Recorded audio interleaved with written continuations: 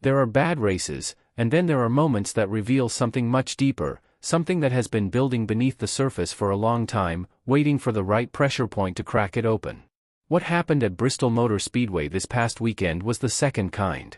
The result itself was painful enough, but it was what came through on the team radio, and what did not come through at all, that has the entire NASCAR world talking. One of the loudest, most outspoken drivers in the modern history of this sport went completely silent at the exact moment when everything around him was falling apart. And if you know Kyle Busch the way NASCAR fans do, you understand that kind of silence is never nothing. It always means something.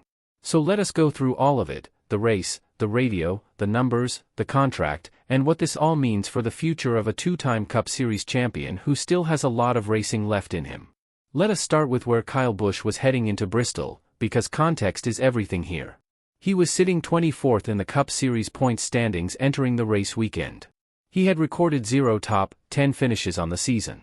And his winless streak had stretched past 100 consecutive races, dating all the way back to June of 2023. To put that in perspective, that is not a slump. That is not a cold stretch that a driver shakes off with one good weekend.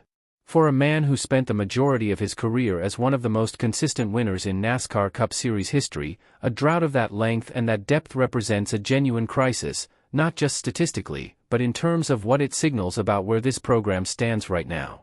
Bristol Motor Speedway is not a track that allows you to hide problems. The short-track nature of the venue forces every weakness to the surface: car handling, team communication, driver confidence, pit strategy, all of it gets exposed under those lights. And for the number 8 Richard Childress racing team, every single one of those weaknesses came out this weekend. From the opening laps, Busch was stuck in traffic, buried toward the back, struggling to find any meaningful pace or track position.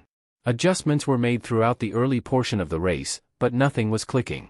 Lap after lap, the number 8 was running well below where a driver of his caliber and a team with their resources should ever be running. Then came lap 313.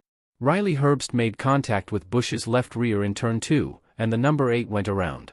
Spun out in traffic, damage to assess, and now multiple laps behind the leaders. In the moment, it looked like just another hard break in a season that has been full of them.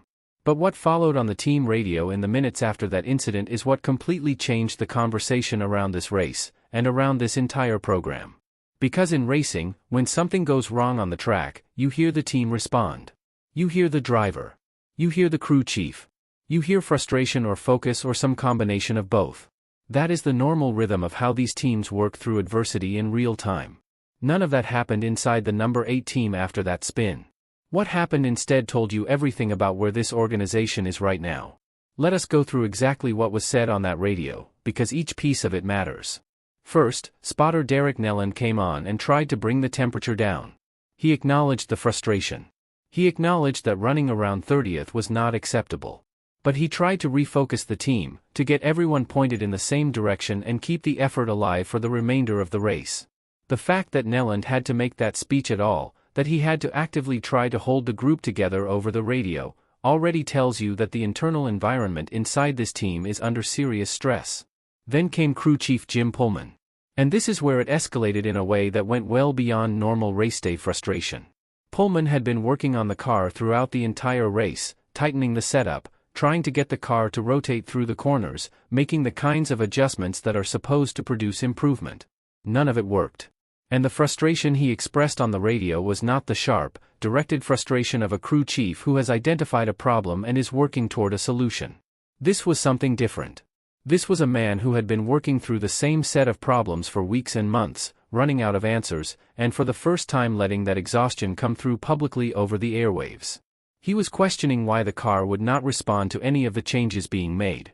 When Neland told him he could not fully diagnose the issue from the spotter's stand, Pullman pushed back hard on that response. That exchange, that specific back and forth between the crew chief and the spotter, was not the sound of a team navigating a rough patch together. That was the sound of a team that has been carrying the same weight for so long that the structure holding them together is starting to fracture in real time, on a live radio feed, in front of everyone. Then Neland tried one more time, under caution. He told the team they were still in the race. He asked them to stay together. He literally asked if anyone copies. And crew chief Jim Pullman came back with 4 words: "It is the same thing every week." That sentence is the story of the 2026 season inside the number 8 camp. Not just that race. Not just Bristol. That sentence reflects a pattern that has been building for months, and for the first time, it cracked open publicly over the radio for the entire sport to hear. And then there is Kyle Busch, who said absolutely nothing. Not after the spin on lap 313. Not during the heated exchange between Pullman and Neland. Not when the spotter was actively trying to keep the team from completely falling apart. Not a single word. Now consider who Kyle Busch is. This is a two-time Cup Series champion. A driver who has never once been reserved about sharing exactly what he thinks in the moment, whether that moment is good or bad. A driver who has always been deeply involved in the technical feedback loop with his crews, someone who gives detailed, specific information about what the car is doing and what he needs. He is not someone who disappears from the radio during a critical moment. So when Kyle Busch says nothing, when everything is breaking down around him and his voice is simply absent from the conversation, you have to ask yourself why. There are really only two possible explanations. Either he has mentally checked out of the situation entirely, which would be alarming for any team to deal with. Or he has already said everything there is to say, run through every version of the conversation that can be had, and has simply arrived at a place where he has nothing left to add. Which might actually be the more alarming of the two possibilities. Neither answer points toward a healthy situation at Childress Racing. Busch ultimately finished 26th, multiple laps down, with another week outside the top 10 added to an already difficult season. To fully understand what Bristol revealed, you have to zoom out and look at the broader picture. What happened at that race did not emerge from nothing. It is the product of a stretch covering 2 seasons in which the results have simply not been there for Kyle Busch under the RCR banner. No top 10 finishes in 2026 so far. 24th in points.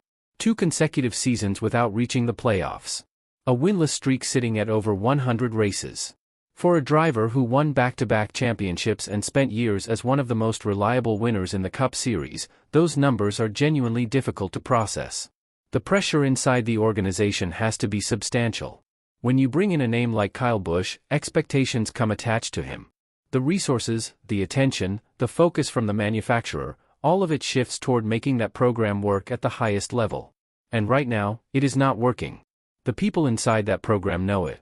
The radio at Bristol confirmed that they are feeling the weight of it in a serious way. Here is where this conversation extends well beyond one race weekend.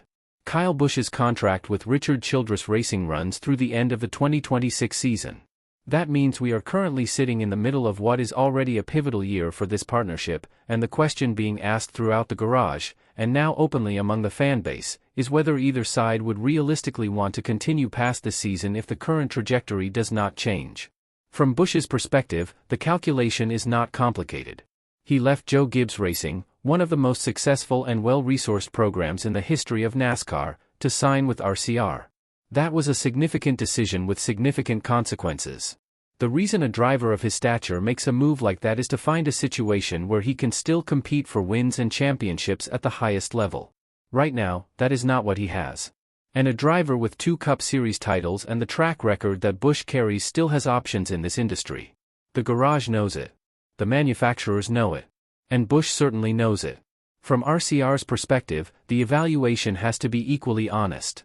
At some point, when results are not improving and the internal dynamics of a team are starting to surface publicly on the radio, every element of the program has to be assessed. That is not specific to NASCAR, that is the reality of professional motorsport at every level. What the radio at Bristol captured was not a team working through a difficult afternoon. It was a team showing the accumulated strain of a long, unresolved struggle. And those kinds of moments do not simply disappear. They shape how people inside the organization think about what comes next, and they shape the decisions that eventually get made. The next handful of races are going to tell a significant story. If the number 8 team can find some speed, clean up the communication, and begin running where their talent and resources say they should be running, then maybe Bristol was simply the lowest point in a longer arc that still has room to turn upward.